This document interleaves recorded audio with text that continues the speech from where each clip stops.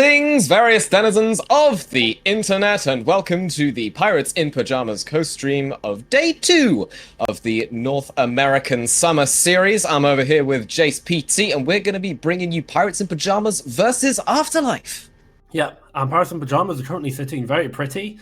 They are top at the... I don't know, what's the thing at the top of the ship? Anyway, I'll get more flag pirate references, but they are at the front Crow's of the boat nest, right now. even. They are chilling in the crow's nest at the top of the standings. And Afterlife, they got some catching up to do to try and send them overboard. And that's basically all we're going to get. First map we've been told is Ilios. This is a first to three, best of 5. Assumed best of 5, considering there are no draw incidents, which very, very rare in Overwatch 2 these days. But I'm excited. We've got many different streams going on all throughout the night over the next 3-4 hours. Also, there will be a stream coming up immediately after this as well. Monk, I'm also going to be there. I believe you are unfortunately being replaced because you have to sleep, but it's later in the UK. So we know we're bringing the broadcast. I'm excited to get into it. Yeah, I'm also very excited. I'm excited for these two teams as well, because their rosters are indeed very stacked. I believe we have a graphic for that, perhaps. So let's just go ahead and take a look at the starting lineups. Yeah. So you see Pirates in Pyjamas, Strider, Scissors, Chronic, Z-Man, and Zolik. If you've seen Contenders at all in the past 2 years or so, Strider, Zolik should immediately jump out to you. Zolik was actually on that infamous third impact team. They made quite a splash in Contenders a couple of splits ago. Scissors, Chronic, and Z-Man, I believe they've been around, but are really trying to step into the limelight of Contenders for the first time. And these, they're not the brightest lights, don't get me wrong, but they are still, they'll burn your face off if you stand in them for too long and you're not ready. So it's going to be an interesting showcase for these players. This is, the whole point of this project. Contenders games, in my opinion, in many opinions, should be streamed. So we get a chance to look at these players, look at these teams, look at these orgs in closer detail, and share that experience with the entire community, with all the tier 2 heads. So as we get a look at the records, just to confirm, Pirates in Pyjamas, of course, at the top of the mast. And afterwards, we're going to get a quick look at the currently 0-2, but 3-6 in maps Afterlife roster. Yeah, Afterlife have had just so many incredibly close games. They had a very close one against, I believe it was 0-3 Splash yesterday, in fact, which was on 0-3 Splash's broadcast, where they went 3-2. I think the 0-2 scoreline for Afterlife is definitely pretty deceptive, because they've had to go up against 0-3 Splash and Saints, which are two rather heavy hitters in this in this region. Yes, absolutely. Saints, this is the associate team of Maryville. It's not quite the same roster, but they are packing all the force of a collegiate team behind them and more. I mean, 2-0, 6-1, they've dropped one map. So, yeah, as you said, you're absolutely right. Particularly when we're two, teams have played, at most, I think 8 maps. I'm looking here. Most of these teams have played between 6 and 8. It's fake. Three's played 10. These 0-2 records are mostly fake. It doesn't really mean too much. It's not like their whole season is completely Jova just because they've lost 2 games. Plenty of time to bounce back. And as you're right, sometimes for these teams at the bottom, the scheduling issue does come into effect. But we are just waiting to load into Ilios. If we can have a quick look at the Afterlife roster to talk about some very significant names for them just before we load in. Yes, we don't necessarily have a graphic, but I can give you information on the players. Yep, there it is. There's the Afterlife roster. My bad, they've moved on to the Afterlife even. No, I'm kidding. But we can tell you that we're probably looking to see Rhino, Haven, Lethal, Zero, Fix, Mead XR. Iron's on the roster as well. Likely won't be seeing Iron unless it's a very specifically off-tank favored map, maybe a Junkertown, maybe a Circuit Royale, which is where they played it last time. But Afterlife, full of veteran talent from the NA scene and a few former Pirates in Pyjamas players.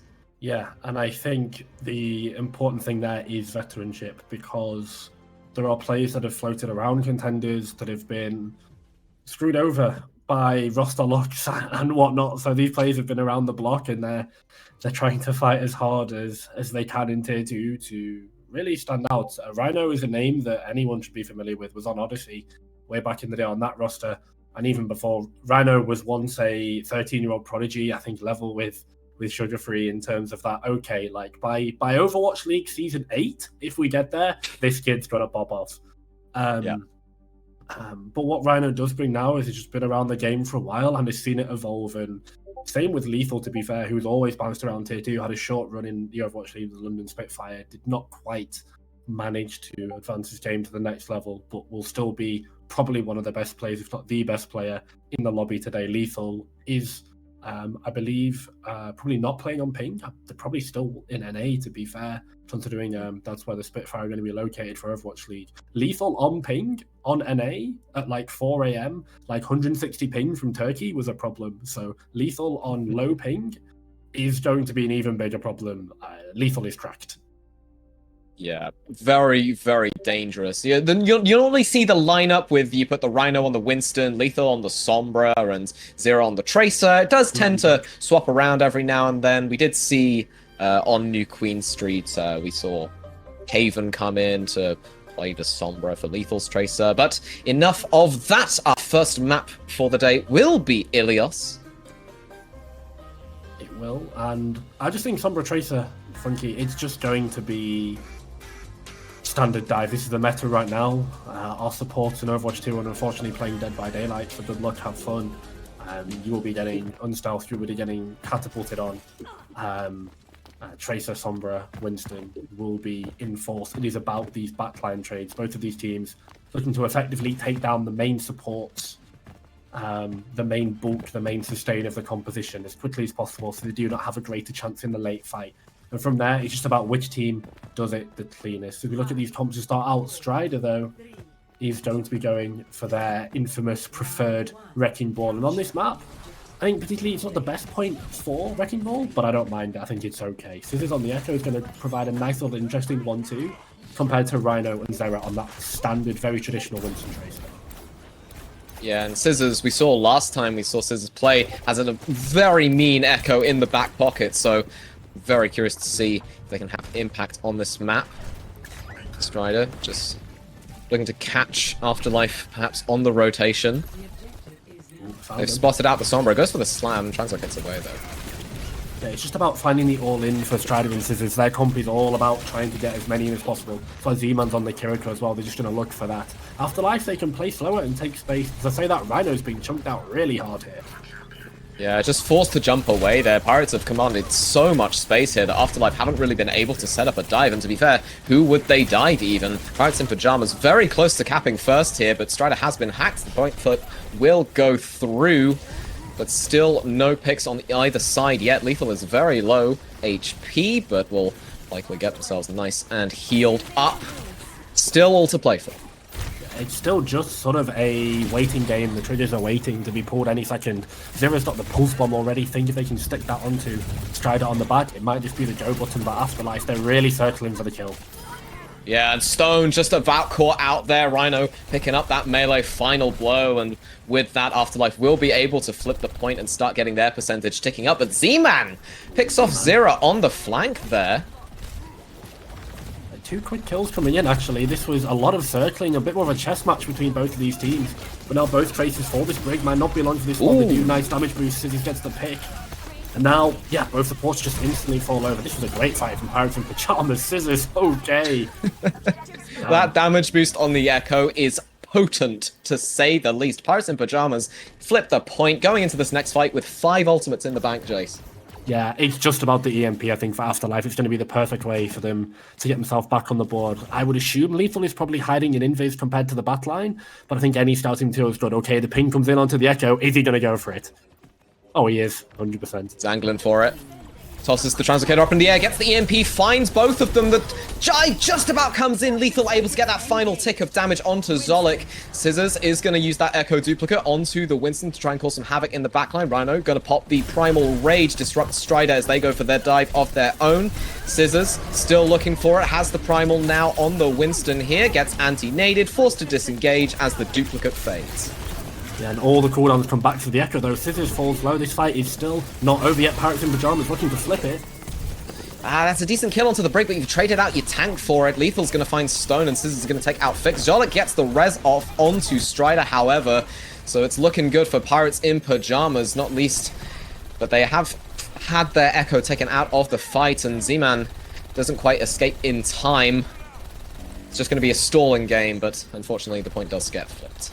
Yeah, I think Afterlife, luckily they managed to flip that point early. They bled so much percentage over. The fact that that fight was losable after the EMP came down from Lethal was potentially disastrous. Strider just going to go straight off the map for a hard reset.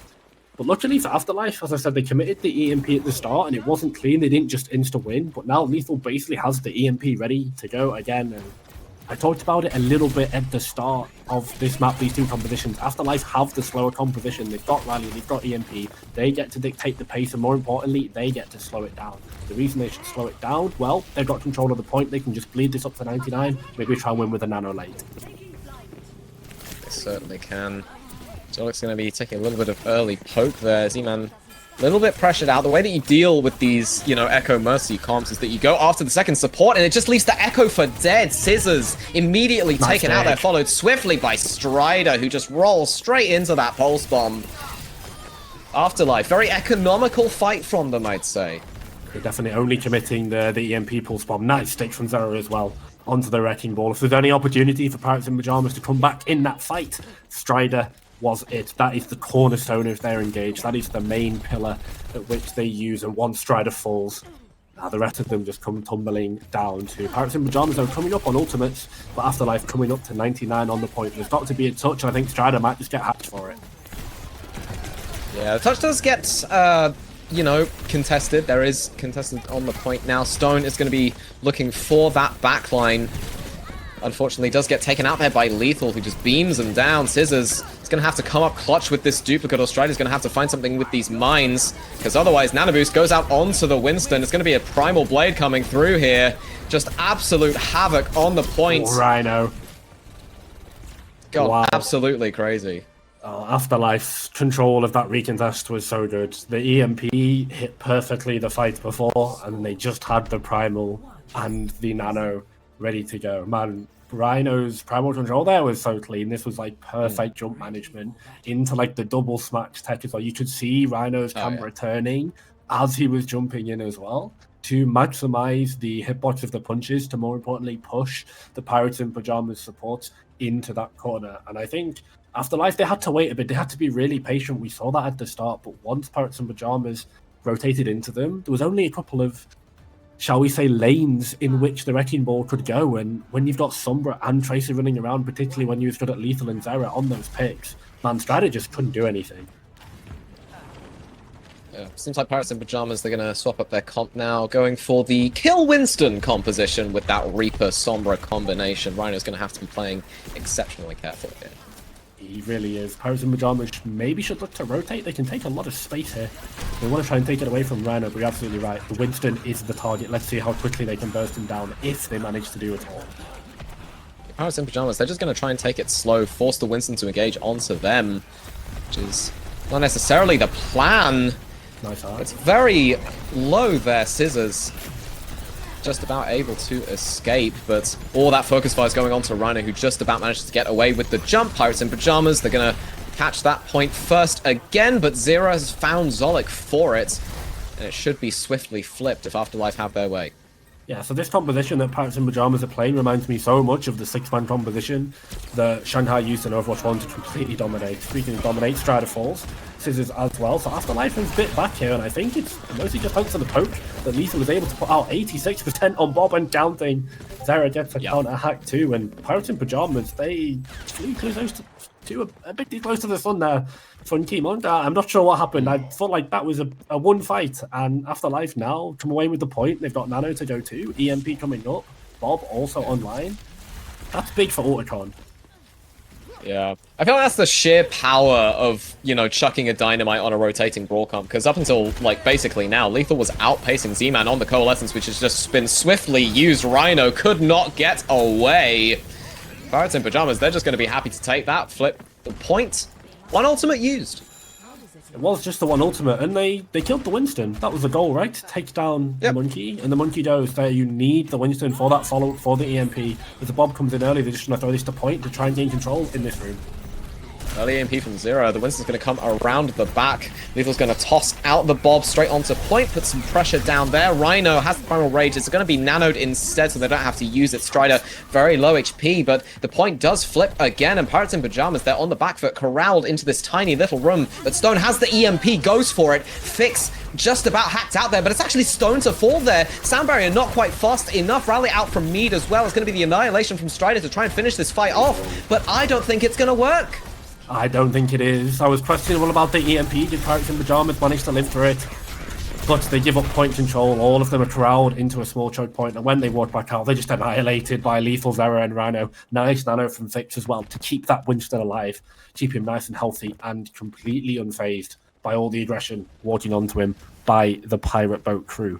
Now, 60% on the board for Afterlife. Pirates in Pyjamas, it's still very telegraphed what their comp is wanting to do. They've got Coalescence coming up, which might make it a bit easier. Death Blossom too, but I think it's just all about angles. Lethal has made Pirates in Pyjamas pay time and time again if they're not looking at him. Can they afford to put all the pressure onto Rhino and the Ashe at the same time? The moment Scissors is peeking, they're just having their health bar completely deleted by a headshot from Lethal. The rotation's actually going to come out onto the brig, and they do manage to annihilate the support line there. Coalescence goes into Invest. Winston's low, gets taken out there by Scissors. Death Blossom not used. Bob just to contest points. That's going to be Pirates in Pyjamas getting a reflip. Yeah, so 99% on the board for Afterlife. EMP ready to go anytime they want it for a recontest. They basically get one fight where they can just completely blow everyone up. Pirates in Pyjamas cannot afford to lose to this EMP. Really nice rotation, though. They've got the high ground poke, the poke that Ramotra brings quietly underrated, but he's been slept. Can he fall? The EMP comes down.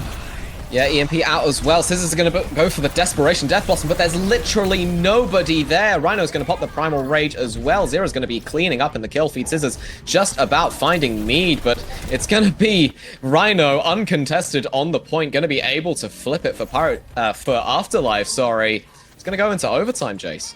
It is, and I think there's going to be little for Pirates in Pyjamas to do to touch the point. 6 leap from Vix, by the way, to completely drop Strider off the high ground. He's had to go back to Doomfist for the recontest. Stone has the EMP, is the way back for them in this fight. Yeah, just going to have to keep themselves alive for it, though, and Zolix is already dead, as is Z-Man. No EMP is going to be able to save you from that kind of person deficit, and Afterlife will take Ilios. There we do. And they do. Pirates in Pyjamas, I think a little bit surprised there. I thought their composition was good, but unfortunately, Lethal just showcasing the power of range, the power of poke, the power of spam, and just the power of Ashe into a rush composition with no shields, no DM to contest, and Ramotra has one shield, and once it's rotated, the Ashe, deployed, the Ashe will just rotate. And then what can you do? It's pure mechanical skill from Fix and Lethal in these last couple of fights. I think Pirates in Pyjamas were cooking a little bit in that last fight to get the high round rotation to go on top of the Pantheon. I like the idea. You have to forward hold because you know EMP is coming, right, Monk? So you have to go forward. You can't just sit around and get EMP'd because then you'll just lose for free. And who wants to do that, right? You have to take the chance even if it's like a 10% or so. So I understand the need for the forward hold and the reason to close the distance on that comp. And they were just going to try and drop on sports. Unfortunately, Fix just completely shuts it down. That sleep's so good. As I said, it dropped Strider off the high ground, and from there, the EMP was just layered on top. They had to collapse to help Strider out. They couldn't just leave him on the low ground where they were chilling on the heights of that Panic Pantheon. Blossomed. Yeah, the Panic Blossom as well. It all went wrong for Pirates in Pyjamas in that last fight. And Afterlife, they capitalized. Yeah, and, you know, I definitely think it's a very wise pick to take up the Ashe there, not least because the Dynamite works so well against Brawl compositions, but just because of the sightlines that Ilios Ruins can afford you as a hit scan player. You know, it used to be that Widow would just be the dominant pick on the map, and exactly. she still kind of is to an extent, but after those maximum range fall-off nerfs, it's a little bit less so. So the Ashe is definitely, I think, a better play. From my very limited understanding, I will admit, of contact with teams that are playing essentially at this level and slightly below it, Widow feels almost entirely dead on this map because of that one-shot capability, and listen, guys, if Widow is dead on Ilios runes in Contenders, then that's a bad sign, because she is just that one-shot potential, but you have the potential to sort of one-shot in the same way with the Ashe, with the scoped headshot, unscoped body shot combo. That sort of quick right punch, left punch, 1-2. The dynamite value is terrific. The coast run value is able to evade the dive decently well. Not quite as good as a grappling hook, but very good repositioning tool is that coach run. And of course, Bob, I think, probably just is a better ultimate than Widow Mage's Sights, particularly when your comp wants to contest the point, and when Pirates in Pyjamas are trying to aggress onto your main tank, hey, that main tank doesn't have to sit on point. You can just send Bob there.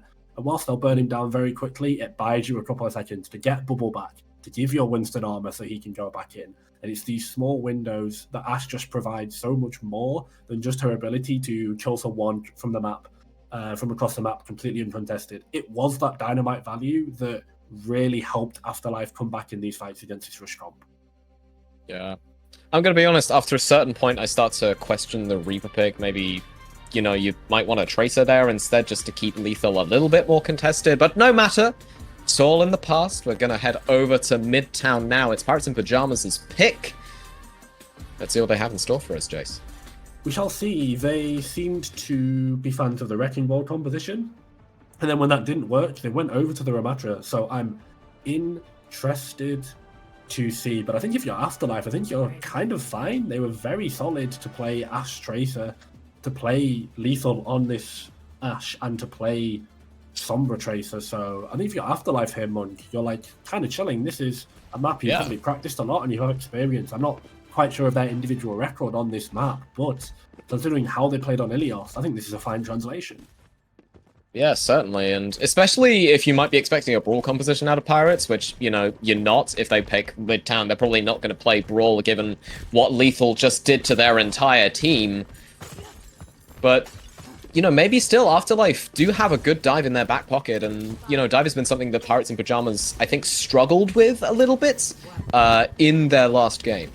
Yeah, and with the power of support and with the power of Brigana on this patch, and just in general, being able to quickly get them off the field with something like a Winston Tracer is so good. Chronic is going to be trying to go on the Hanzo to contest Lethal on the Ashe here. This is going to be the big matchup. It's going to be Lethal versus Chronic. If either of them can hit a headshot, if Chronic can pray RNG and get a one-tap. Speaking of one-tap, Strider falls solo early. He has to force out. Yeah, but it does facilitate a rotation for Pirates in Pyjamas. They do manage to get their backline in a relatively good position in that high ground. And that Hanzo just has basically a free fire onto Afterlife. They have to play so scared of those random arrows.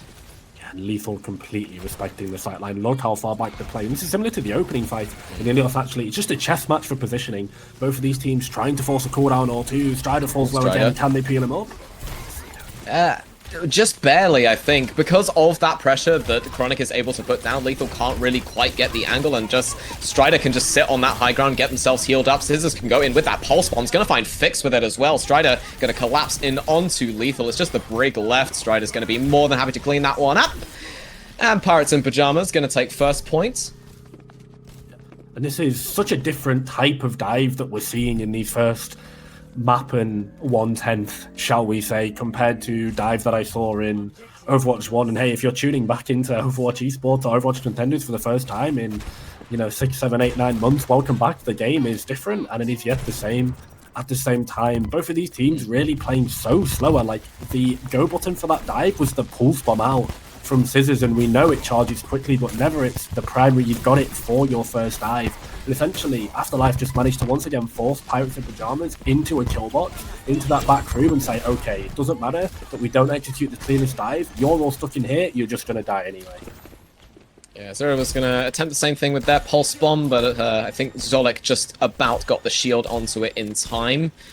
And they're going to try to bully Rhino out of this small room, but he has the Primal Rage as well as the Nano in the back pocket, so maybe it's Rhino that's going to be doing the bullying, going to go straight in there, forces the Bionade out, Nano onto the Brig as well, just to force them away. Didn't invest the rally, Scissors does win the 1v1 onto Zera, and they're going to force Rhino away yet again. Good fight from Pirates in Pyjamas so far. They're going to invest the Primal Rage as well, get slept up, but it's a lot of pressure on Afterlife's backline, and they're going to have to potentially reposition. They threw out the Bob as well, because why not at that point? Just for the knock up onto Strider. Strider's getting juggled in the Primal Rage, ironically. They're getting slung about left, right, and center. Chronic falls as well. There was a 1v1 Tracer on the sidelines that was won by Scissors, I believe, actually, to try and open it up. But the trade for Nano's there, once again, really interesting. Both of these teams knowing, hey, Nano is our go button, and then Nano is going to be your stop go button, essentially. You Nano that break, that Winston is going to do absolutely nothing, even if they're powered by that Nano boost. Scissors, I think it's just going to try and push the cart through under the bridge, maybe force a little bit of pressure out from Afterlife, and a little bit of attention. Pirates and Pyjamas going to make a rotation. Oh yeah, but they're pretty safe. They're going to be able to rotate through high ground relatively effectively. Zera and Scissors going to be dueling it out on the bottom, and Zera's going to find the kill, so no Tracer this fight. Dragon Strike goes in as well for Pirates in Pyjamas, just to try and clear up that high ground. Zolik, anti-naded though, does have to bash away, and Strider's just in a little bit of a bad position, has to run all the way away, but the healing is not quite there in time. Pulse Bomb out from Zera, not even really necessary, as they've invested the Nano onto Zolik. In a lost fight, I'd say. Absolutely in a lost fight, and now for this fight we saw the consequences of the Tracer 1v1. Interestingly enough, like, both of these teams are really splitting their Tracer and their Winston. Like, historically, both of them have been like a tandem 1-2 punch pick and roll, if you want to use basketball terminology. They go together and they pincer, but that's not happening. Zera and Scissors are contesting their own angle. They're in the 1v1, and because Zera wins it, he's able to then secondly pincer with the dive with Rhino and get the cleanup. So the disconnect, I'm not quite sure how and why it's happening. I think it's just for point contest, but right now Zera is able to win this 1v1, and he's translating it into that second dive to generate huge value. Like, look at the space Rhino is able to take here. He's just trying to force cooldowns wait. Nano Tracer, I think, no, Scissors just dives to Ash Dynamite Burn, that was it. No, it wasn't even Ash Dynamite Burn. Lethal just about got that last little bit of damage to be able to take Scissors out before they reach the health pack. Not really looking good for Pirates in Pyjamas. They just keep having all of their momentum halted before they can even get out the door. And they're just looking for picks. Nice nade again to come in from Fakes to anti-up the backline. That was Zolik and Chronic that went down. But it's just a chess match. I think both of these teams are just waiting on a Nano, waiting on a rally, waiting on a Pulse Bomb to try and go for the dive, because they know otherwise the way they're going to have to play these dives is going to have to be so clean, because the sustain to the Ana Bridge backline is just too much. I mean, Fix has had this Nano for absolutely ages, and only now they're going to use it after the rally is already worn off. The jump's almost there. Again, they're going to just toss themselves in like that. Anti goes out onto them, but they've forced all the attention that they need in order for Strider to get focused down. Scissors does find Need, though, so not quite in vain, but Rhino does get the counter pick onto Zolik, and Afterlife's backline are in a little bit of a position. The nano-boosted Hanzo headshot is not an interaction I thought I would see today, but just because of how much these backlines have been occupied, the objective just hasn't been moved, Jace. No, it hasn't. And both of these Tracers are jostling for position. They're sort of having to recall, and that was a nice Nano from Fix onto Rhino, albeit they did hold it for a long time. But I was just waiting to see Zera pop up somewhere, and it just didn't happen. Pirates in Pyjamas on the one hand, their Tracer did get value, and they managed to find Mid-XR in that same fight too. So the Tracer difference right now proving favourable for Pirates in Pyjamas in that last fight. But as you're right, this payload contest, being juggled between these Tracers effectively takes them both out the fight, and then from there, there's no kill going to happen unless Chronic and Lethal can just outplay someone, hit a headshot burst. Like, your timing window to do it, so small though. Yeah, and Strider's just not really coping well with the pressure, I think, exerted by the backline of Afterlife. Dragon Strike's going to go out. Fix does get taken out there by Chronic, who does get on fire for their troubles. Only the break remaining for support. Pirates in Pyjamas, they're going to be pushing this payload in the overtime. Pulse Bomb goes out onto Strider. Scissors is 1 HP. Will they get attention? Yes, they will. Just about having the health left. Nano Boost over onto Strider to just sort of pressure out Afterlife's backline, put a little bit of damage onto the brig, but overstays their welcome, unfortunately, as Zero takes them out with those Pulse Pistols. Scissors has the Pulse Bomb available as well. Rhino not going to be able to get out in time, gets stuck just at the end there. Pirates in Pyjamas, they are being very scrappy here, but Zera is coming up absolutely clutch with these kills onto Chronic, but the anti-nade onto Mead is just too good. Lethal's going to toss out the Bob as well, and that should seal this fight in Afterlife's favor. And we should do. Both of these Winstons die, and then it's carnage. All hell breaks loose. And it's going to have to be your Tracer in these fights to clean up, and it was for Afterlife. Zera confirms the hold on second, and it was a hold of all time for Afterlife. That was really well played. They just took the sting and the pace out of the game entirely. I almost didn't notice the fact that it was overtime, because this clock was bled so long by Afterlife. Pirates in Pyjamas, it's not that they weren't aggressive enough and they weren't willing to hit the go button. I think it's just because if they knew that they did, then Afterlife had the collapse. They had the Tracer 1v1. If you move your Tracer, then Zera is going to be able to contest car. Scissors can't go for the pincer as much because Zera is checking him on and off angle. Lethal is poking them out as well. You want that nano boost to go in. So Pirates in Pyjamas here, almost getting locked inside their own thought process, their own game plan, their own fighting. I do think they were a little bit passive in the neutral, though, to be fair. But with the positions that Afterlife were able to essentially hold uncontested, the choke points that they were contesting, that Z-Man and Zolik were happy to sit in, right? But essentially needed to get out of, they needed to move forward. They wanted to go forward with the cart. Rhino was just able to live forever in Pirates' backline. Pretty much, yeah. That was crazy. It's just a bunch of falling dominoes. Zera is winning the 1v1 on the off angle, so Scissors can't pincer, which means that Rhino is getting heal advantage. He's able to sit on top and bubble off their support because he's not getting poked out by that aforementioned Tracer, and a bunch of just falling domino pieces I could explain in a TED talk and lecture. But for now, we've got Overwatch to do. Pirates in Pyjamas have made an adjustment. They're going to be going back to that Ramatra. Seems like their plan B. Let's see what they can clutch this time, because Chronic was hitting some shots on the Hanzo. I think he's got to hit more here. Do they know that Rhino's in their backline? I don't think they do, and Rhino's, I think, is going to drop to points, maybe get a little bit of... and try and get some ticks going there. We go for the dive onto Strider, who has been antied. Nemesis form just about running out. Not necessarily wise to take a brawl fight into a Ramatra, and it works pretty well in Pirates in Pyjamas' favor, as they're just able to keep leading that time bank. They're just going to have the recall force, going to have to go for that health pack. Trades do come out, though. Chronic's going to find Lethal, but Lethal, with that dynamite burn, is going to find Zolik, and there's no peel available for Z-Man at all. He's just going to have to live on that very low HP. And Afterlife, just through sheer force of will, it seems, have just managed to rotate around and establish themselves on this point.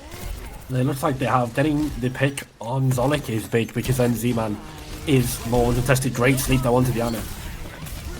Yeah, but the Nano Winston is just kind of, okay, I'm going to die now, and Strider's very low HP, has to pop the Annihilation, but even then, doesn't really find anything for it. Scissors is going to be taking out Mead, however.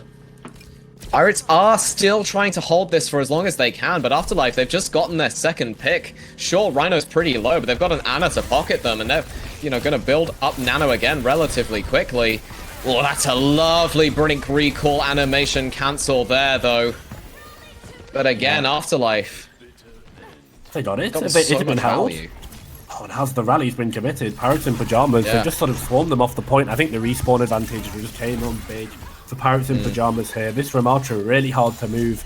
And when they finally get him down, there's just no resources left. Yeah, great animation cancel on that blink melee to send Fix quickly back to the spawn. And once they lose the Ana, it's completely it. Zera's made the swap over to Genji here. Very little time remaining to really try and build up a blade. Lethal on the Sombra as well.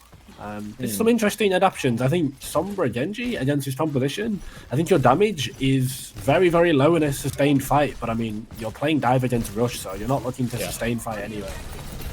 No, not at all. Huge nade there from Fix. I'm surprised the follow-up wasn't quite instant from Afterlife. It's going to be the pulse from Scissors to take Fix out of the fight once and for all. Mead going to have to pop that rally, and Zolik has been taken out there by Rhino. EMP goes in. Zera's going to find Scissors for it. Strider just trying to contest the point a little bit longer, but it's not going to work out for him. There we go. It was a swap into the Genji that helped out. I was a bit worried in that long fight because Zera was just not doing any damage to Strider in that Nemesis form, but the rest of the damage for that fight had already been done.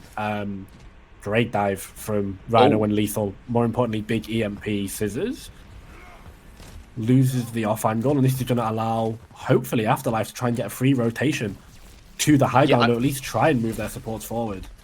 I mean, they're already there. You know, you just see Rhino posturing there. Zera's going to be forcing the Ravenous Vortex out. That's pretty big, because now the Winston can dive completely uninterrupted. Zera's going to get the Nano Blade of all things, and it's going to take out the backline there. Z-Man and Zolik. ZZZ for the Pirates in Pyjamas crew as they get sent back to the spawn room. Yeah, they get sent back to bed with the Nano Blade. That is a timeless classic, shall we say. How many times have we seen a Nano Blade win a fight in Overwatch? But I was kind of not expecting it to come out, especially when the Nano Bridge is available, but Manzera just chopped through it anyway, did not care. Oh, Chronic! Nice headshot onto Lethal. Perfect pick for Pirates in Pyjamas. Yeah, that's exactly what you need. Rhino not even popping the Primal. They know that fight's lost the moment that you take out Lethal, but there's still a very healthy time bank for Afterlife here, and they're coming up on that EMP, Jace. The EMP is big. It has to go somewhere between the window of before Strider manages to pop that that Annihilation, and before Scissors manages to get a pick with the Pulse Bomb. Pirates in Pyjamas, I think it's just about once again playing that clock delay, bleed time off the time bank. The more you can get, eventually you might just get forced in an overtime fight. That brawl has to be on the objective, and then you'll just win it with Annihilation. Once again, this 1v1 between Scissors and Zera on this off angle has gone on this entire map, and it is so close. Yeah, Lethal just farming that little bit more percentage off of the EMP. Has the Translocator all the way in Pirates in Pyjamas' backline. I don't think they're necessarily expecting Lethal to come from that angle. Goes for the EMP. It's just about Strider able to get off that Annihilation to reset that armor, and Rhino's going to be punished for trying to follow up on it. 1 minute left for Afterlife. They still have resources available to them, and Z-Man's been taken out. Well, big pick. I worried about the EMP. I thought only EMP the Ramatra. They're going to get peel from Z-Man and Zolik, and then immediately just pop the Nemesis form and Annihilation if they need to keep themselves alive. Solo EMP the tank. It's been done before, but it's not been well executed. Fake just pick onto Chronic though, taking down the Hanzo big here. One of the quick ways to swing back a fight is instantly with one of those logs to the face. Oh, look at this nade angle. Goes straight onto Strider, who nonetheless has been nanoed, so they will have a little bit of sustain. But Fix on this off angle has been absolutely crazy. Lovely sleep from Z-Man onto the Nano Blade. It's going to give Pirates in Pyjamas so much time and space to be able to find those counter picks. And Chronic is back from spawn. Scissors going to take out Zera as well. It's only 15 seconds left in the time back. Rhino's going absolutely crazy with this Primal Rage, though. But I'm not sure it's necessarily enough, Jace. Oh, and they have to get out with 9 seconds left. They can hunt down this Winston with a pulse bomb in the pocket as well. It's going to be a disaster. 3 seconds. They need that overtime. They need a touch. Can they get the touch? No, they can't. And Pirates in Pyjamas, it is their map pick, and they're going to pull it back. Crazy turn in that last fight. Rhino tried to do so much with that Primal, unfortunately. It just was the shutdown with that win condition. Great sleep from Z-Man to completely slam the door shut. That was the big win condition. And well, sometimes that's just the life of a Genji player in Overwatch 2. You get Nano Bladed, and then you immediately get slept. Yeah, sometimes you don't even get the Nano at all. No, that's true. Well, I mean, we've seen a really interesting development between both of these teams. The way they're playing this dive, it's so resource-based. It is so positioning heavy. Both of these teams are fighting to essentially force their opponents into a chokehold, literally and geographically, I guess. I don't know. They're basically trying to force them to rotate into positions where there is no way else, there is no way forward, and they're just going to easily win the fight with a couple of cooldowns and some very basic target focus fire. The introduction of using ultimates as like a go button was introduced like so long ago. Don't need to get into that. We know that you can use Nano as a go button to initiate your first fight of the round. Yeah. Literally like, since Ana's release. Yes, legit, yeah. Like you just farm Nano in the first fight, and then the second fight you actually hard commit with Nano. That's been a thing as old as time. But for it to be now the Pulse Bomb as well, and the Rally, and the Ramatra ultimate, it is these ultimates that you really, really need to force cooldowns. As I said, it's been a thing, but it's not translated well across many comps. Dive in particular, I'm most surprised about, because Dive was just all about the execution. You get the pincer of your DPS. One or both of your tanks would funnel in on the flex support, essentially, and you just blow them up and chain dive from there. But now let's be fair. Let's be ultimates. fair. That was before Brig. That was a pre-Brig era of Overwatch. Where the Zen was just like, okay, I'm going to discord their tank, and then I'm going to die. And that was the Zen experience in the dive meta. It was. I just, the introduction of Brig makes Ana so much more unkillable. I think Ana's sustain as well is just so good. And yeah, you're right. The reason these teams aren't playing Zen is because if you played Zen in this lobby, you'd play it instead of the Ana, and you'd just fall over. It's way too easy to one clip. The Sombra would also just permanently be out. You'd EMP the Zen off cooldown, and they would never live. So when you go Ana Brig, you're right, there is less damage coming out from your backline. So you have to play for the Nano. The Brig is, in case anyone is unaware, exclusively there basically to peel the Ana, not as much anymore to one-shot tracers or bash Reinhardts with their shield up or whatever patch note you want that Brig has had that made it completely broken in the last 3-4 years. Yes. So we're going to keep rolling here. We've got some subs for Afterlife. I believe, I say subs, I think it's just the one. Yeah. Iron in for Rhino, and you talked about that a little bit at the start of the game. So what does Iron bring that Rhino necessarily doesn't? Sigma. That it? Fair enough. Just the general off-tank hero pool. I mean, if you're gonna go to Circuit Royale and you have a person who's like, hey, I was the off-tank player for like Redbirds at one point, you're gonna be like, okay, good, we'll put you on Sigma, and because Rhino not necessarily well versed, I wouldn't imagine, in those kind of off-tank roles. Maybe would pull it out in ranked every now and then to just kind of get through Circuit. Not necessarily the heroes that they want to play, but there's certainly a reason that Iron is being played over Rhino here. Absolutely. I think this is almost the off-tank map. The off-tank mode is Escort because of Sigma. If this hero wasn't in the game, people would probably just still play Dive. It definitely does feel like main tanks in these coordinated environments just offer not only a decent amount of damage, but just so much more utility, much more setup, much more consistency, and much more ability to dictate the pace of the game. This is the matchup we saw. Like, Strider was on Wrecking Ball and Rhino was on Winston, right? And as I said, like, Strider was on Ball and Scissors was on Echo. That comp, that duo is looking to all in and burst someone down. Classic Overwatch dive style. But what Afterlife were doing on Ilios is they were just holding space. They were bleeding resources. They were actively gaining their own resources, Nano Boost, Pulse Bomb, etc. And eventually just being able to outvalue, I guess, the Pirates in Pyjamas all-in composition. And when your comp is designed to do exactly that all-in, you have to be clean. You have to make sure that when you pull the trigger, it is almost 100% perfect, if not very, very efficient. Because if you don't, like, the simple sustain of the other composition is just going to be too much. This is without even mentioning the fact that you're playing Wrecking Ball into Sombra, which gets a little bit more of an even matchup the higher up you go in terms of like player skill. But I mean, you can still just get hacked and like your day is kind of over. So yeah. I mean, ball into Sombra, if you have trouble with ball into Sombra, to a certain extent it is a skill issue, but I get it. It's a really high skill issue. It's a really high skill issue, You need to be like Chasm or something to be able to even somewhat confidently play into Sombra. Yeah, there is one Wrecking Ball in the world, I would say, that does not fear Sombras, and Sombras fear them, and that is Chasm. That UK or main tank. But until everyone reaches their level of ball, which I don't think will be possible, it will still exist. And also just ball comps in general will always leave a support isolated. They'll want to play Pharmacy and Wiz. So if you're not EMPing the ball, which you're not going to do anyway, you're going to EMP the people that ball wants to have follow them in. And we saw it, like the EMP onto the Echo Mercy. Mercy just insta-gibbed. And her day was cooked. So I think both of these teams taking a little bit of a break. So we're going to wait on Afterlife. I'm not actually quite sure if we're going to throw to a break ourselves. There seems to be a bit of misconfusion. We are not. I think we're going to keep going, in which case, Yes, we need more content to think about, so it's yes. all good. But, I mean, listen, Afterlife have the pick of the escort map, I believe. So, Pirates in Pyjamas. I mean, they picked Circuit. We know this. Yeah. They picked Circuit, yeah. Iron coming in. So, I mean, Lethal and Escort, ladies and gentlemen.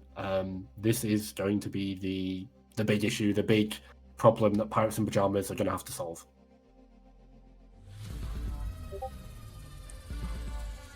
And there are, of course, many ways to solve that problem. I mean, if you have Strider on your team, you may as well just think, okay, we just ball in. You know, we just ball in, we just try and kill the Widow, give that a go, see how it works out. But of course, you know, standard fare on Circuit Royale is to go for that Sigma versus Sigma matchup.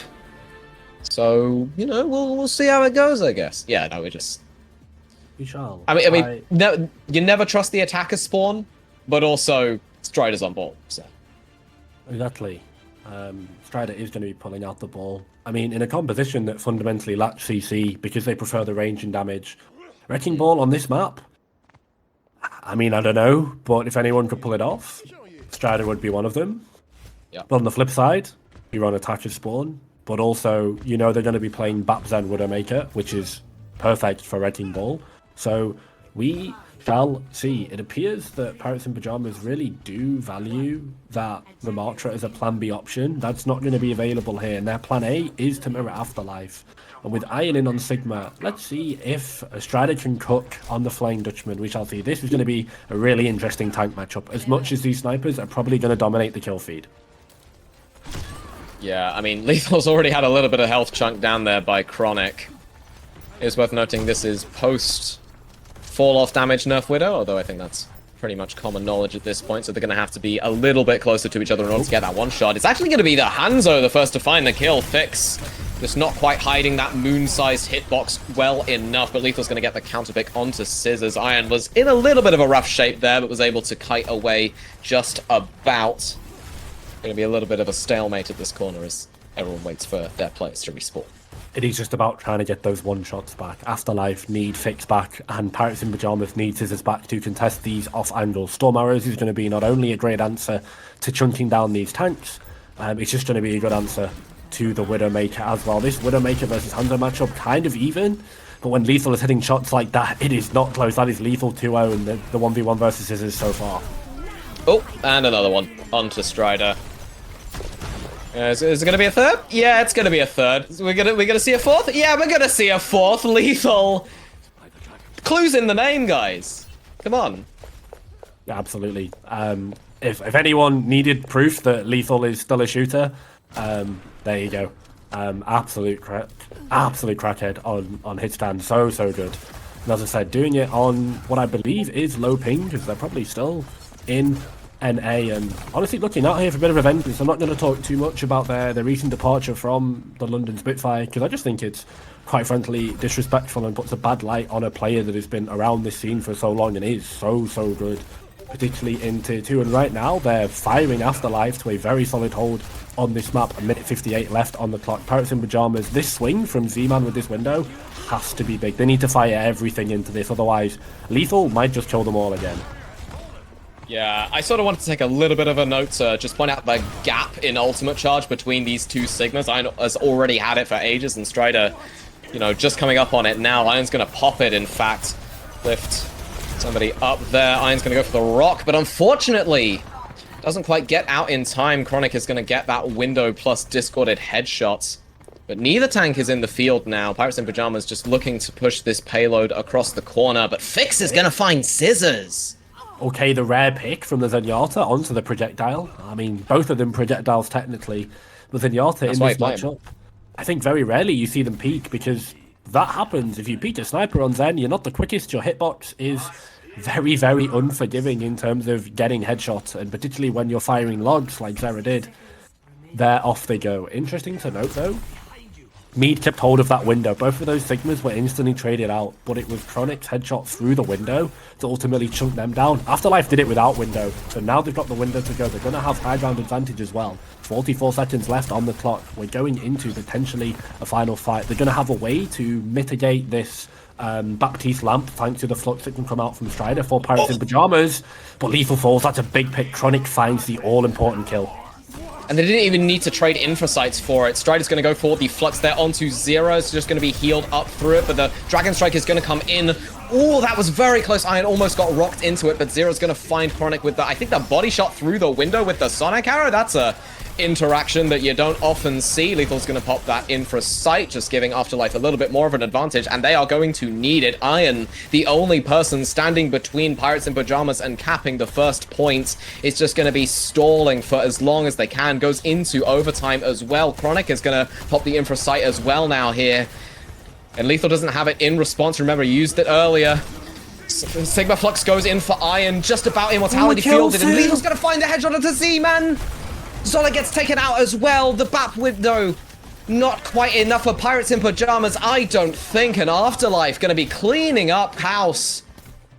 Okay, we put so much stock into the snipers on this map, but this contest from Iron, Mead, and Fix, that ability to juggle, and Iron stayed alive on that point for so long. It was just the Sigma, all they needed to kill to remove off that point, and first point would have gone the way of Pirates in Pyjamas, but they couldn't. He stalled out, and as you said, the charge time in that Flux ultimately making a difference, was able to accelerate towards the second one, instantly popped up Z-Man in that Flux. He was taken down quick by Zura once they respawned. I believe they got picked earlier in that fight. Of course they did, right? Because it was only Iron, Mead, and Fix in that overtime fight. That was a 3v4, and the angle at which they held Afterlife sort of forced Pirates in Pyjamas into not the best. I believe Scissors and Z-Man were forced into a left room, and in which case Iron, if they'd have walked through it, Iron would have probably just been able to insta-gib one of them. So perhaps Pirates in Pyjamas were a little bit victims of you know, the prison of their own design kind of theory, but nonetheless, man, you can't ask any more of Iron, Mead, and Fix on this map. Escort is so sniper dominated, but when you need your Zen, your Sig, and your main support to step up, that is exactly what you need out from them. They bought so much time, and in the end, it was just Iron and Fix that were able to complete and secure the first point hold for Afterlife. I'm going to be honest, presuming they don't swap, I really like this from Afterlife. Having that brig available while you lose out on, you know, the kind of sustained healing that you normally want from the Baptiste, you just get to walk at the enemy team Sigma almost uncontested because you have that Inspire healing. And that Genji is going to cause a bit of trouble for Pirates in Pyjamas' backline because they don't have a brig of their own. Liking this rotation from Zero as well, just taking that off angle. Yeah, Afterlife are going to be more happy to brawl here, by the way. They've got Brig, they've got Genji. They want to walk whenever they get the opportunity. This places an immense amount of trust in Fix and Lethal to provide the pre-fight poke and, most importantly, try and generate picks or force multiple vital resources. Strider, though, full solo, Lamp comes out. Yeah, speaking of vital resources, that immortality field, but Chronic is going to take out Fix there, and it's just the Brigitte alive for the support. They're going to be corralled in that tiny little room, but it's Scissors goes a little bit too aggressive, kind of forgets about the Brigitte's sort of effective range there. But fortunately, Pirates in Pyjamas are able to get those final few picks and send Afterlife back into their spots. Yes, so it's not bad for Afterlife here, to be fair. 2 minutes 45 left on the clock. They're basically one fight away, but it could put them in a similar position that they essentially just managed to use against Pirates in Pyjamas, right? They're just trying to anchor their Sig on point and then dare them to be walked on and try and burst them down. The angles right now very much in favour of the defensive side. Nice rock onto Strider. Can they take him? Yes, they can. It's the whip shot through the grasp. Yeah, once again, the upside of having a brig on the team, even if they do eventually get taken out there by Scissors, and Z-Man pops down that amplification matrix, takes out Zero through it. Gonna be 2 minutes left for Afterlife to take this. 2 minutes and counting. It's a forced window from Z-Man, right? When you lose someone early, but it has to be done. Scissors, though, makes up for the ultimate use in the last fight. Chronic as well. This is, well, what you pay your snipers for. This is why you have them in the lobby, to be able to swing fights like this. They just used a big resource in that amplification matrix. And then the next fight, Scissors and Chronic just go and find 2 quick headshots. More time bled off the clock. Blade is coming up though for Afterlife. The trance comes in. Chronic is headshot. So Chronic it does get forced out. Like it does get forced out. Iron has the gravitic flux available, so it's not totally terrible for Afterlife. It's not the worst thing in the world. Once again, like, this angle just still being forced by Scissors is so good. You think if anyone is able to try and contest the stream on the right, they're essentially just not going to be able to without walking in. Iron goes for the flux engage. Can they find the Zen? Gets the Immortality Field out. Is going to toss in that Dragon Strike on the corner. Connect Grass cancelled. Ooh, Zera gets double teamed by the snipers there. Strider's going to pop that Flux as well. And Scissors is going absolutely ham on the Hanzo. Pirates in Pyjamas going to get a team kill there. Just a minute left on the clock, and Afterlife aren't looking too good. And this hold comes in. It's so stalwart from both of these teams. Might we see the fuller hold coming in? Final fight territory. Zera finally goes over to the Hanzo. Potentially the Genji Brig was a little bit too optimistic. Too spicy. Maybe they cooked a little bit too hard, shall we say. Pirates in Pyjamas have just stuck to this consistency in this composition, the meta standard comp. Now they've got window to go, and they used it so well. They have done this map, and they did in the previous fight. The last time they got it, Z-Man, if he can live and get a good position, it might just be curtains for Afterlife. Yeah, it's a neutral fight. You're really relying on your snipers to, you know, get up some value, and Lethal used that infra sight and didn't really get anything from it in terms of, you know, kills. Pirates in Pyjamas, they're just going to be sitting pretty, trying to keep this fight going as long as they can. Overtime comes out. Afterlife looking to build up that gravitic flux. That is their win condition! Iron's just dead. Drops the guard a little bit too long. And that's just going to be the cleanup time for Afterlife. For Pirates in Pyjamas, sorry. As Afterlife get cleaned up. Wow, and Afterlife. I thought they had such a good full hold. I thought they played it so well, but positionally, Pirates in Pyjamas are just unable to be moved. There was no dive composition that came out from Afterlife. They did not decide to full swap the comp. And potentially a little bit of a small insight into why we see them sitting at an 0-2 record. I think that's fair to say. Zera, this blade was... Sometimes you just get primary fired in the fight. No nano boost there. Not available. Not going to try and secure that blade. You just get one shot. It is the risk you take. But, like, Iron in that final fight, by the way, just... Like, how much damage that for the Widowmaker headshot fully charged? 350? Like, Iron just disappeared. And once you lose that Sigma... We saw how vital Sigma was in that overtime fight, didn't we, Monk? Iron was able to live on the point forever on the defensive end. Now that he's not there, they have no one to anchor. Someone squishy has to walk onto the objective against that Sigma who will just win that 1v1 every single day of the week. And Afterlife drop what probably should have been a very free map. Indeed, and at this 2-1 scoreline, we're going to have to toss ourselves over to a break. But it's looking like it's going to be a very spicy series coming up, so do not go anywhere.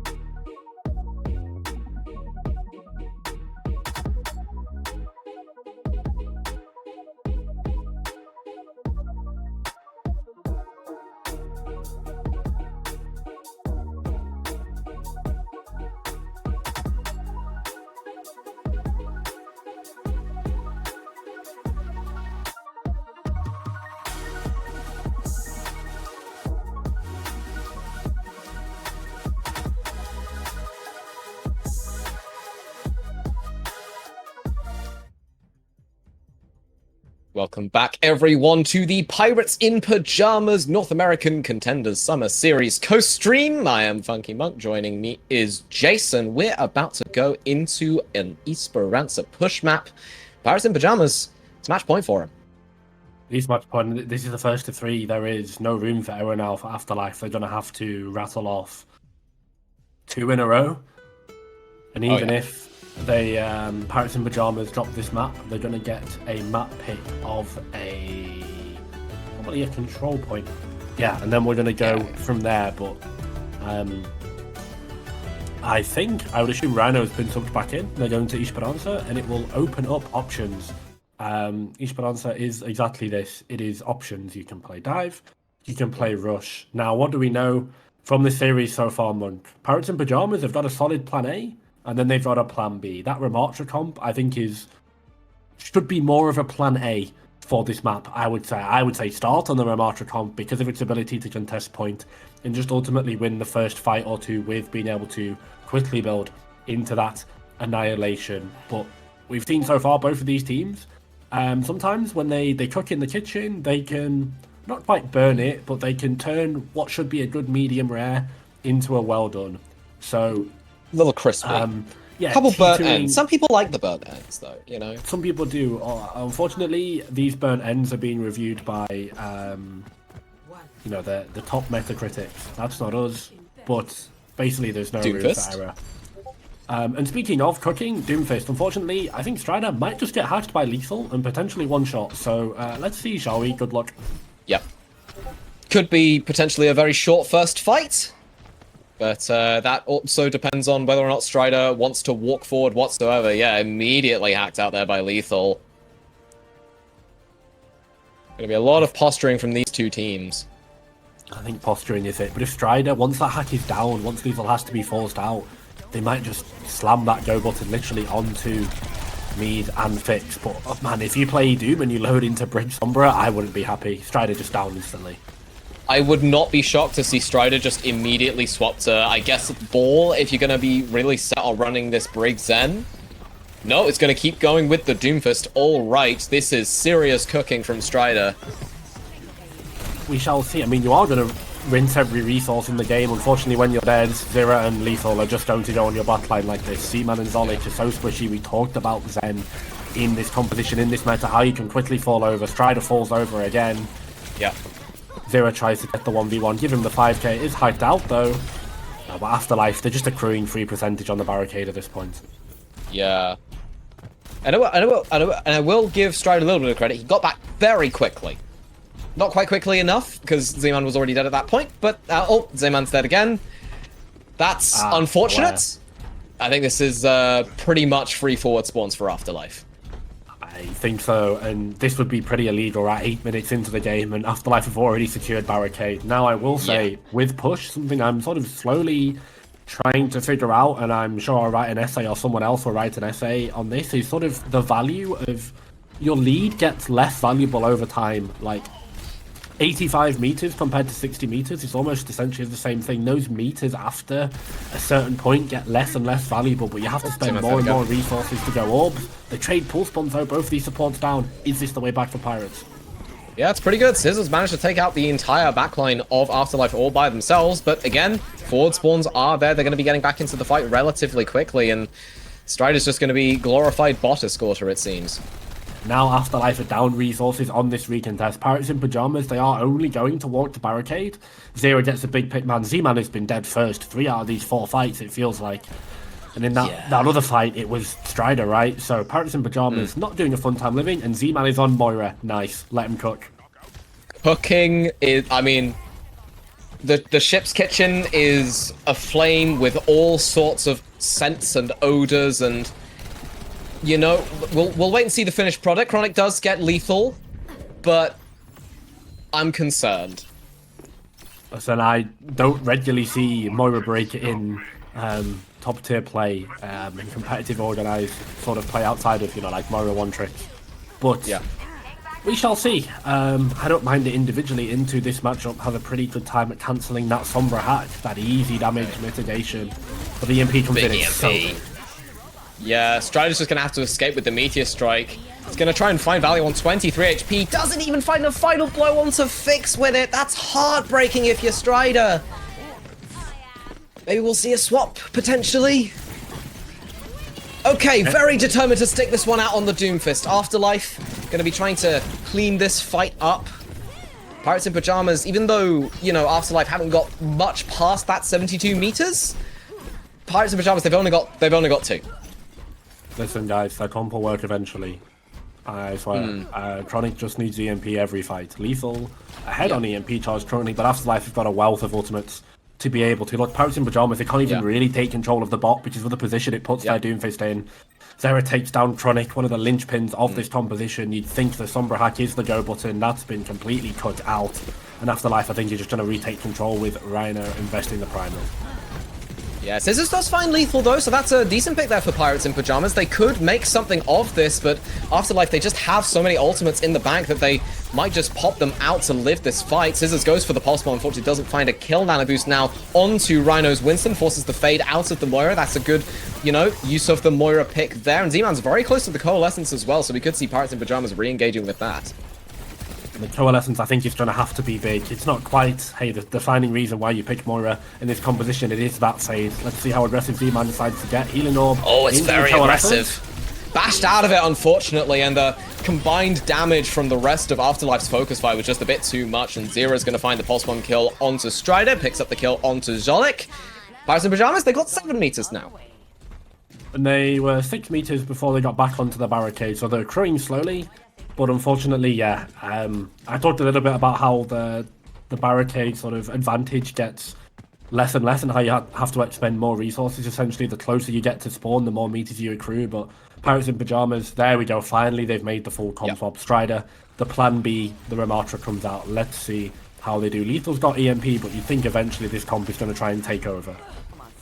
Yeah, and this comp is the kill Winston comp, but Fix has just been finding these anti-nades as well. Gets one onto Strider and Z-Man. Not necessarily one to be followed up on, but certainly a good bit of ult charge there. Pirates in Pyjamas, they're not even going to try and take the bot around. They're just going to rotate through the high ground, but Afterlife know that that's happening, and they can just rotate around accordingly. They're going to be looking to engage onto the Brigitte, and that's exactly what Strider's going to do. Fix just having to run for their lives. Pirates in Pyjamas, they're playing very split for a brawl comp, I'd say. They are, but they managed to find the picks perfectly. Zolik gave the speed boost over, and unfortunately, as split as Pirates in Pyjamas were for Afterlife, they were more split. Mead and Fix were as far apart as lovers across an ocean, and unfortunately, the bridge just instantly fell down. Fix wanted to play in that angle to provide the LOF onto Rhino, which meant they could not rotate to peel Mead, and I think they would have just died anyway. Lethal, though, got EMP in the back pocket ready to go. Playing the high ground, here we go. Yeah, tosses it out, gets immediately punished by Z-Man though, and the counter EMP from Chronic is going to find Zera. Pirates in Pyjamas, they've got a pick here. Rhino uses the Primal Rage as well. That's just going to be an ult charge battery for Pirates in Pyjamas. You see Scissors already 97 on that Death Blossom, and Strider has that Annihilation as well. So Pirates in Pyjamas, with 3 minutes left on the time bank, might actually get some momentum going here, Jace. And I think it is just all about that momentum. Their ultimates are... yeah, they're pretty good for momentum, I would say. Annihilation, EMP, both of these ultimates, so good. And most importantly, once the Annihilation and the EMP are down, it's not quite in the woods for Afterlife. They've got Sound Barrier, Coalescence, and Death Blossom to still deal with. Speaking of, Death Blossom might come out right here, right now. Yeah, it might just do. Scissors, though, very low HP. Going to go straight for it. Sound Barrier actually going to be invested, but Scissors gets stuck before they can use that ultimate there. Zolik, such low HP, gets zapped away by Rhino. Pirates in Pyjamas, that could have used a little bit more than I think they did. But it's something. Yeah, holding on to it, holding on to particularly that Annihilation, I think might come back to bite them. This would have been a huge fight. They would have gotten basically equal and then use their soft ultimates to go. Lethal doesn't have EMP, and most importantly for Pirates in Pyjamas, Monk, I'm not gonna, you know, I'm not gonna level with this. It has to be, I think, every single fight. Lethal does not have EMP. Pirates in Pyjamas really need to win, because if you're losing those fights, Lethal's gonna get more ult charge because his team are winning, and then you're gonna get EMP'd, and then pretty much 99% of the time you will instantly lose. Great pick from Lethal onto Zolik. Zolik's dead, and Lethal has EMP now, so Pirates in Pyjamas, they've missed that window of opportunity. Scissors is perhaps going to have to try and do something with this Death Blossom. They've been holding on to it for a while, just waiting for the right moment to use it, and as such, Mead has had enough time to build up that rally, so they can just pop it and bash Scissors out of it if they feel so inclined. It's actually going to be Strider going for the Annihilation, but just gets absolutely melted. Support split, C-Man and Zolik just can't quite combo off, and now with a minute 15 left on the clock, Scissors tries to claw back this fight. They find Zera, 6 trades though. Yeah, but they've just invested so much into it, and all that for a singular pick. You know, Thanos was right. There's like just all that for a drop of blood just isn't really enough. It's just a minute remaining. Pirates in Pyjamas, they have an EMP available, but Afterlife have a nano and a rally and a pulse bomb.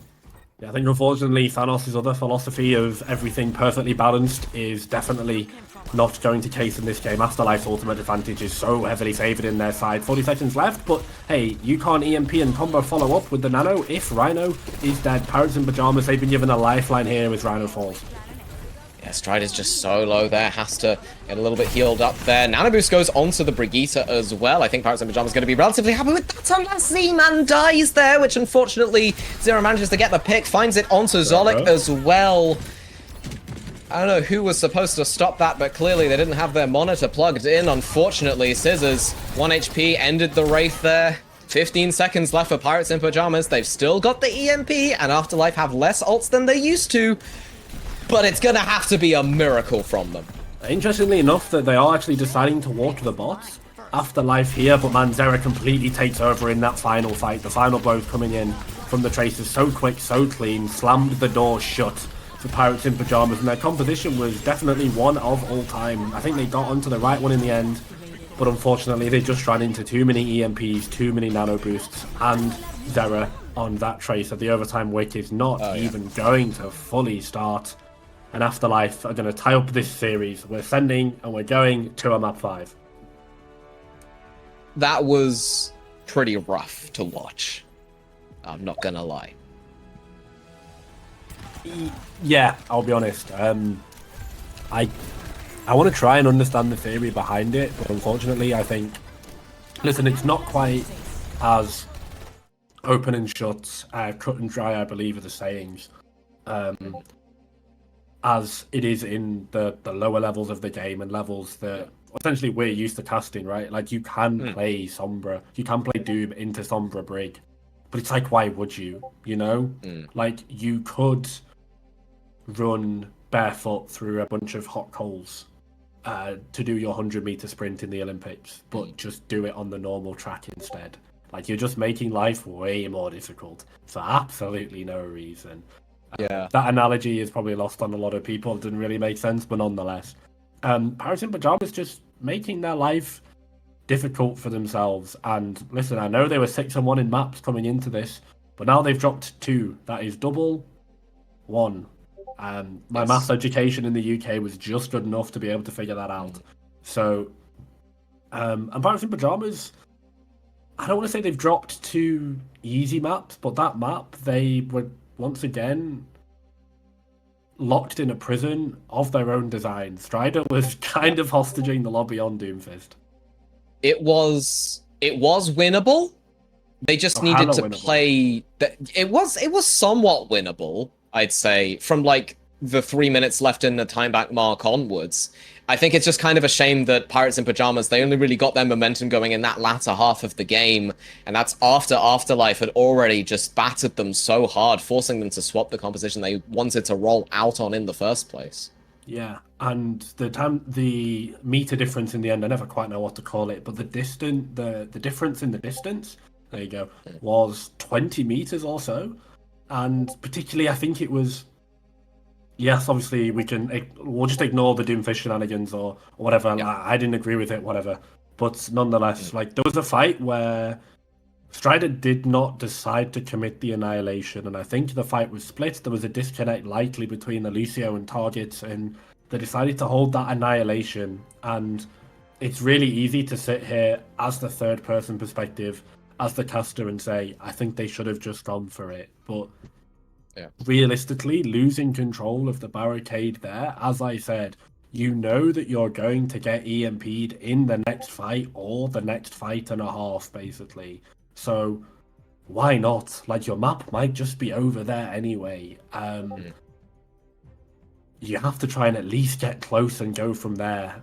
So a little disappointed they didn't decide to try and pull the trigger, but Pirates in Pyjamas are going to have pick of the final control map. It cannot be Ilios, but I'm sure they won't mind.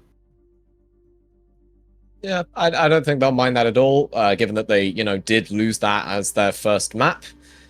Maybe they'll go for something maybe a little different, maybe a Nepal even, just to kind of really force that kind of brawl matchup. There's not really, I'd say, a hard dive point on Nepal, well, really on any of the control maps. I think Ilios is probably the most dive-friendly of them all. I think so. We have got Antarctica, I believe, coming in from Prod, and I'll be honest with this That's one. That's a hardball map. Yeah, I'm not too sure actually. I'm not too familiar with the competitions that are played on Antarctica at this level and above. But once again, what I do know is that it's a control mode, and there will always be fighting around the objective. Both of these teams have been very, very invested in buying space, playing the slow fights, and as you said, broad compositions. When you've got an objective to anchor around, is just going to be the best way to play and the most effective strategy. Both of these teams will have had so many scrim hours on this map already, so it's not like it's completely brand new. But there's still avenues and rotations and strategies that I think have been perfected. Like compared to be fair, only Ilios. All of these are new maps that we're seeing so far, which is kind of cool. Like maps like Ilios, Kings Row, or Hollywood, teams of players individually, players like Lethal, like Rhino, have had years and years of experience at this point to be able to perfect and know every strategy and how basically every comp plays on him. That's not the case for these newer maps, and it really does bring an advantage to innovation and essentially really cut the gap in experience right down, which is really refreshing to see, because I think ultimately when you get innovation and just new ideas being brought out, it's better for the health of the game overall. But we shall see. Control is not quite a solved game mode, Monk, but who are you taking going into the all-important map 5? Give me the prediction. Oh, that's a lot of pressure. I think Pirates in Pyjamas definitely have a good chance of taking it. We did see them on Esperanza, maybe being... They were cooking just a little bit. I really don't want to harp on the point, but it was certainly a situation that they put themselves into. Yeah, I'm not surprised at all to see this kind of brawl comp from Pirates in Pyjamas. I do think it's certainly one of their strengths. I think this one is potentially Labs, if my map knowledge is right, because it's the one you can see the penguins from. I know it's Icebreaker. So. Yeah, there we go. So the penguins in the background, classic shot. But you're right, considering now that I really think about it, the plan comes together. Now that Pirates in Pyjamas was so quick to pull the trigger on Plan B to go over to this rematch composition. I'm surprised it took them a while on Esperanza, but I'm glad they're pulling it out here in the map 5. Can't afford to lose a fight. First one will be so important. Afterlife are mirroring the composition. I think these lay walls are going to have a huge impact in, most importantly, mitigating and kiting that Ramatra Nemesis form, because I think that's the major cooldown to come out in this composition. It's the one that's going to force the most from both of these teams. Strider's going to be the first to pop the Nemesis form, followed swiftly by Rhino, who has been walled off, so they're going to be using that block function just to stave off the damage a little bit there. Rhino! Scissors not quite able to kite around the corner quick enough. Both Immortality Fields taken out, but Pirates in Pyjamas no longer have their neighbor. Chronic finds the counterpick onto Fix, but Lethal takes out Zolik as well, so no Lucio for Pirates in Pyjamas whatsoever. But Z-Man already has the window, and Chronic can be absolutely lethal through this, because one windowed body shot to any 200 HP target is just an insta-kill. Window does eventually expire. Lethal has a blizzard now, so he's just going to chuck that in for good measure, and the point has just been capped. And Afterlife get the point. All the Pirates in Pyjamas are frozen up. Strider's got an ultimate for themselves. Almost in the second or two, the defensive ice wall comes in from, I believe that was Lethal, and Strider hits the go button himself. Yeah, but mirrored annihilations from both teams. Mead is just going to chuck in the sound barrier to give them a little bit more of an edge, but it's not enough to save Lethal, unfortunately. Rhino goes in to take out Chronic and Z-Man. Strider finding Rhino themselves, but Mead takes out Strider. Zera pops the overclock as well. Lots of ultimates for the first 25% of a control point. Yeah, absolutely. This was 1, 2, 3, 4, 5. I'm going to have to count them because I got lost. Yeah, 5 ultimates, but a lot mostly committed for the side of Afterlife. They built them up so quick. But now they've got Amplification Matrix and Fix to just build them all back. This Sojourn, I think, really gets to play in the 1v1 with this Hanzo. I'd say Chronic has it in the neutral. That Dragon Strike's so good. Those Storm Arrows great at contesting the Mei alongside the Ramattra and the Mei of their own. Zera, I think, really falls down when they're not able to find the massive railgun damage, when they're not at full charge, as I said, compared to Chronic. But with that window, they can play on an even footing. I think Z-Man's window got walled up there by Lethal? I'm not quite sure, but Zera's going to take advantage of Afterlife's window to get that one-shot body shot onto Chronic. Still, the point is ticking up for Afterlife. Zera is going to be taken out there by Z-Man, though, who's going to be looking to find Mead as well. And Lethal just delaying the inevitable with that ice block. It's also important to mention that we've had 2.5 sites, basically. 75% on the board, yes. But about 35% of that was downtime as Pirates and Pyjamas were scuffling to respawn and everything. And Z-Man has had 2 windows, and yet Pirates and Pyjamas have just capped. I don't know, Afterlife, their ability to mitigate these windows has been so good. You'd think that was just an instant fight win. And you get it on the second attempt. Speaking of second attempts, Scissors gets down Zera. Yeah, they thought it was the Hanzo there to worry about, but Scissors can make an absolutely deadly Mei if given the right opportunity, but Chronic is going to be taken out there, so Pirates in Pyjamas are going to have to back off a little bit, can't be as aggressive as they would have liked to otherwise, so they're going to counter-engage with the Blizzard. Rhino is going to be bearing the brunt of that focus fire. Pirates in Pyjamas just going to keep on ticking up this point percentage. Lethal's found themselves in the backline, however, and has taken out Z-Man. Z-Man falls, and it might be the go button for Afterlife. Strider's falls, and they're just trying to block and live. But Chronic cleans up. Surely, right? Surely this has been... Yes, okay, Pirates in Pyjamas have got it, but man, that Blizzard from Scissor on essentially the counter-engage to deny any reverse swing from Afterlife with Nemesis form or Sound Barrier, like, so good. That window, that timing from Scissors, like, completely point-saving, effectively. Let's just call it what it is. Afterlife, though, going on a rotation here. We get a 75% on the board. This potentially could be penultimate fight. Oh, lovely headshot there from Zera to take Jolik out of the fight. Z-Man does have the window available. He's not going to use it, though. There's Pirates in Pyjamas. They're going to fall one by one. It's just Z-Man left on the point. Team kill there. Well, not quite a team kill, but almost a team kill there for Afterlife as they head into the... I think second to last fight with an annihilation in the center barrier. Well, that fight's all about Zera. As many as he can put through the overclock, he absolutely does. 4 or 5 in the body bag, put on a t-shirt, whatever you want to call it. That power of the overclock really allows them to compete and just sort of brute force themselves. They get so much more valuable in this composition with that overclock alive. Speaking of ultimates coming in for Pirates in Pyjamas, Z-Man pops the window down, but Strider is just going to use it for sustain.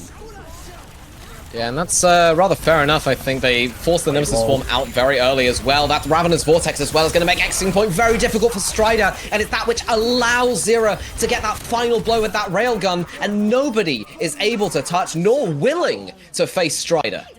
Yeah, that is a 3, 4 plus 5 years experience level wall from Lethal. That came up so quickly, and they just essentially shut the door on the fight right there. Strider is so low. And even if they don't die, they're effectively forced out the fight for the next 10 to 15 seconds anyway. It's a miniature kill. The lamp comes in as well from Z-Man. Pirates in Pyjamas. Lethal just forces them to cough everything up. It's completely splurged out. It's all forced. And there's nothing they can do from there. If there was a long fight that would have happened, Afterlife for sure would have won it anyway. I don't think there was any way back. And Afterlife, they've put themselves only 100%. A couple of 3 or 4 fight wins away from taking this map, securing this series, and getting themselves on the board for Contenders Summer Series. I mean, and what a win to get as well against, you know, as you mentioned, the #1 team, albeit with only 2 games played. This one being the third. Strider's just going to go straight in onto that backline fix. Dropping very low. The peel is incredible from Afterlife to let Fix live for that long, but does eventually get taken out by Strider. But just living for that length of time allows the rest of Afterlife to put so much pressure on Pirates in Pyjamas that the rest of the team just dies. Yeah, absolutely. This is all about Mead and Fix, basically. Fix manages to dodge so many skill shots, so many primary fires, and Mead is cooldowns were basically all going on to Fix. I'm sure that was a triple pack plus a whip shot to try and dodge away, but you're right. It's not about if you live, it's about how long you live for on the Ana then. It just allows them to clean up lethal 60% on an EMP as well. That's not good for Pirates in Pyjamas. But once again, they're just back on this kill the Winston comp. Let's see if they can run him over. Indeed, Lethal's just going to be trying to farm EMP from the backline here. Going to translocate away once they face too much pressure. Zolic's going to be slept out there. That's absolutely crucial. Gets hacked out, slept and pulse bombed. That's just brutal. Speaking of brutal, Scissors is going to be able to chunk down the rest of the HP of Rhino. Lethal, though, coming up on that EMP. Just going to pop it to win this fight. Hits 3 with it. 4 if you don't count the Reaper who just wraithed away from it. Nano boost onto Zero, though, is going to be able to clean up Scissors, who managed to find a pick of their own. Pirates in Pyjamas, they're stalling for a long time, but it's not their point that they're stalling. 50% on the board and counting. It's going to have to be a barrage of ultimates to come in. EMP available for Chronic. Data commits Annihilation. They have to try and win this quick. Oh yeah, Chronic's going to have the EMP as well, as you mentioned, but the picks are all coming up Afterlife, Jace, and even with that tiny little bit of point capture left, Pirates in Pyjamas going to have to go back to the spawn rooms. It looked like it. I was just so worried about that EMP for Afterlife because Lethal popped it on basically off cooldown on perfect tempo, I would say, but Afterlife, they just weren't quite ready to go. They had no additional follow-up ultimates, which meant the primary fires had to be clean. There wasn't really anyone that dropped. Scissors actually got the first kill once that EMP dropped, and speaking of, Chronic finds it, but like, it's only onto Rhino and he just runs away. That was a perfect jump from Rhino as well. It was midway through jumping when he got EMP'd and it didn't cancel the jump. Albeit, though, Pirates in Pyjamas, they do get the point flip that they were so desperately looking for. And now they can just sort of play the waiting game and wait for Afterlife to kind of push into them because, you know, this comp is all about punishing the Winston, and if that Winston goes a little bit too aggressive, dead. I mean, speaking of just insta being like snap bang dead though, Lethal's got EMP again. This charge time is ridiculous, by the way, for this Sombra, showing the veteran presence of the cooldown rotations. The rotation comes in, Lethal EMP's 4. Oh, 5. No, yeah, the EMP's 5. Zolik is going to be forced to use that sound barrier to give Pirates in Pyjamas some sustain there. Scissors are going to go all the way in with that teleport. Goes for the Death Blossom as well. Finds Zero. Bashed out of it, though, unfortunately, by Mead. And Lethal's going to find a kill onto Zolik. Strider completely separated from the rest of Pirates in Pyjamas. There's not enough healing available to keep him alive, and thus will be taken out. All the while, though, Pirates in Pyjamas, the point's still ticking up for them. It's going to be just about reflip now, and it's going into final fight territory, and Strider is back on the Doomfist, Jace. I wonder if Pirates in Pyjamas can take this quick fight. Afterlife's ability to isolate targets in these fights has been so good. Strider instantly killed via the bubble, on point on the Doomfist, hacked up, but they've got their eyes set on taking down Rhino. Cheeky little bit of Doomfist tech there to just launch himself up into the air. Rhino, though, has the Primal Rage available, so he can just afford to take all of that pressure, and Lethal's found Chronic as well, so no Sombra in the field for Pirates in Pyjamas. Mead's going to take out Strider as well. Nobody's going to be able to touch the point anymore if they're all dead. And Afterlife are going to win this one here and now after a 5-map series. They are your victors. That was a 5-map banger for sure. Afterlife, so well and truly deserved. This dive was, I think, just to use the correct word, surgical. Lethal's EMP charges are so efficient, and you're right, that was a 5-man EMP. And what it got was this fight. Yes, Zera manages to immediately die, but they get Strider, then they immediately walk on the Reaper and kill Scissors as well. And listen, I don't think I need to explain too much how important Reaper is in a late fight against a composition with Sombra and, most importantly, Winston. But it just never happened. Like, the kill on Strider there is so good. The bubble to isolate. Pirates in Pyjamas, it might look, if you take a snapshot of the frame, that, okay, What are they doing? They're so split, but they've been split by Afterlife. As I said, surgical in the way that they completely dissected this rush composition. And they're playing dive into a rush composition. Yes, they've got Sombra EMP. Yes, they've got Nano Boost and Rally to help win that fist fight. But man, you still got to be so clean with some of these engages. And full credit to Afterlife, as you said, not an 0-2 team by any means going into this, and leaving it not an 0-2 team anymore. They're right back into the standings. Yeah, of course, dropping 2 maps is not going to entirely help their map differential, but getting those 3, getting that one on the board, they're going to be one to look out for going into the rest of this Contenders Summer Series. That 1-2 punch of Rhino and Lethal, they were so consistent the entire series, I don't really know what else to say. Yeah, and that will be the series wrapped up, unfortunately. But do not fear, for there is more content to come. We're going to be broadcasting Pirates in Pyjamas' next game against Worldwide. Unfortunately, I won't be here, but you'll have Jace as well as the lovely Pods along to guide you through that one. So we're just going to head over to break and let all the teams set up for their next match.